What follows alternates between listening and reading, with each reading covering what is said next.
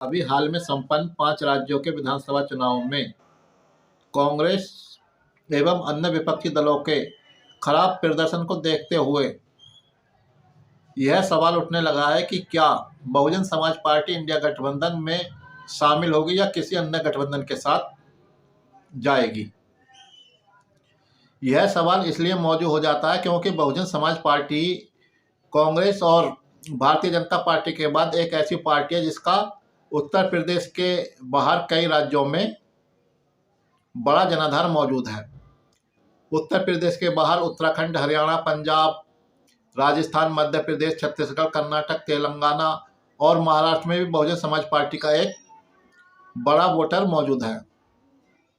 ऐसे में लगभग सभी दल बहुजन समाज पार्टी से गठबंधन करना चाहते हैं, लेकिन बहुजन समाज पार्टी बार बार यह कहकर गठबंधन को नकार देती है कि हम तो अपना वोट दूसरे दल को ट्रांसफ़र करा देते हैं, लेकिन दूसरे दल अपना वोट हमको ट्रांसफ़र नहीं करा पाते। इसी बीच अभी 10 दिसंबर को बहुजन समाज पार्टी की एक मीटिंग हुई थी। उसके बाद बहुजन समाज पार्टी के एकमात्र विधायक उत्तर प्रदेश से श्री उमाशंकर सिंह ने एक निजी चैनल के साथ बातचीत में कहा कि बहुजन समाज पार्टी उसी पार्टी के साथ गठबंधन करेगी जो अपना वोट ट्रांसफ़र करा सके, जो अपना वोट बहुजन समाज पार्टी को ट्रांसफ़र करा सके। ऐसे में सवाल यह उठता है कि ऐसी कौन सी पार्टी है जो अपना वोट बहुजन समाज पार्टी या किसी अन्य पार्टी को ट्रांसफ़र करा सके, क्योंकि इसका जवाब मिलना आसान नहीं है। बसपा विधायक उमाशंकर सिंह के बयान के बाद इस बात को बल मिला है कि बहुजन समाज पार्टी आगामी लोकसभा चुनावों में गठबंधन के साथ जा सकती है। हालांकि वह किस गठबंधन के साथ जाएगी अभी यह स्पष्ट नहीं कहा जा सकता, लेकिन इस बात की संभावना जरूर बलवती हुई है कि बहुजन समाज पार्टी आगामी लोकसभा चुनावों में गठबंधन का विकल्प चुन सकती है। इस बात को इससे भी बल मिलता है कि बहुजन समाज पार्टी का प्रदर्शन पिछले काफी समय से गिरता रहा है और इसके कारण उसके राष्ट्रीय दल के दर्जे पर भी खतरा बरकरार है। 2014 के चुनावों के बाद बहुजन समाज पार्टी के प्रदर्शन में लगातार गिरावट आती रही और इससे उसके राष्ट्रीय दल के दर्जे को खतरा उत्पन्न हो गया है। अब अगर 2024 के लोकसभा चुनाव में बहुजन समाज पार्टी अकेले जाकर चुनाव लड़ती है और उसके प्रदर्शन में गिरावट आती है तो निश्चित ही उसका राष्ट्रीय दल का दर्जा समाप्त हो सकता है। ऐसे में अपने राष्ट्रीय दल के दर्जे को बचाए रखने के लिए बहुजन समाज पार्टी गठबंधन के साथ जाकर अपनी स्थिति मजबूत करना चाहेगी ताकि वह अधिक से अधिक सीट जीत सके और उसका राष्ट्रीय दल का दर्जा बचा रहे। और इसका दूसरा कारण है हालिया 4 राज्यों में संपन्न विधानसभा चुनाव में बसपा का निराशाजनक प्रदर्शन। अभी दिसंबर 2023 में 5 राज्यों के विधानसभा चुनाव परिणाम आए, जिनमें से 4 राज्यों में बहुजन समाज पार्टी ने चुनाव लड़ा था। उन 4 राज्यों के विधानसभा चुनाव में बहुजन समाज पार्टी ने काफी निराशाजनक प्रदर्शन किया। उसके विधायकों की संख्या नहीं घटी बल्कि उसका वोट परसेंट भी घट गया। राजस्थान में बहुजन समाज पार्टी के 2018 के विधानसभा चुनाव में 6 विधायक जीत कर आए थे। इस बार 2023 के चुनावों में बहुजन समाज पार्टी के राजस्थान में सिर्फ 2 विधायक जीत सके और उसका वोट परसेंट भी घटकर लगभग 1.5% रह गया। मध्य प्रदेश और छत्तीसगढ़ में बहुजन समाज पार्टी ने इस बार गोंडवाना गणतंत्र पार्टी के साथ गठबंधन किया था। दोनों ही राज्यों में पिछली बार बहुजन समाज पार्टी के 2-2 विधायक थे, लेकिन इस बार गठबंधन के बावजूद बहुजन समाज पार्टी के विधायकों की संख्या दोनों राज्यों में ना शून्य होगी बल्कि उसके वोट परसेंट में भी गिरावट आई। हालांकि वोट परसेंट में गिरावट के अन्य कारण भी हो सकते हैं, जैसे कि कोई भी दल गठबंधन होने पर अपने हिस्से की ही सीटों पर चुनाव लड़ता है और उसका वोट परसेंट कुल गिरी वोटों के सापेक्ष निकाला जाता है। तो दोनों राज्यों में वोट परसेंट में तो कोई खास गिरावट नहीं आई, लेकिन उसके विधायकों की संख्या 0 हो गई।